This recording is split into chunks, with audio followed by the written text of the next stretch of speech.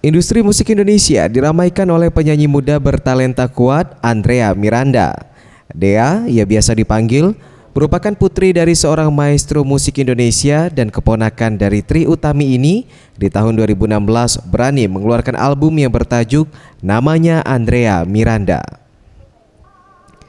Dalam albumnya, Dea bernyanyi 8 lagu dengan 2 single lagu legendaris yang dipopulerkan oleh Titiek Puspa dan Vina Panduwinata dan 6 lagu baru ciptaan Iva Fahir, Dian HP, dan Mala Numata.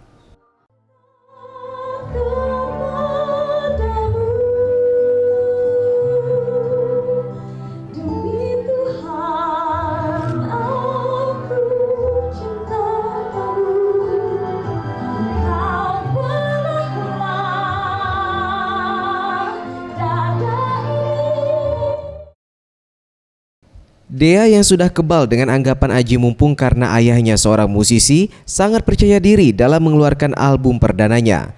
Sebab ia ingin memberikan wadah bagi penyuka teater musikal dan untuk menyadarkan masyarakat Indonesia bahwa musik ini bisa dibawakan anak negeri.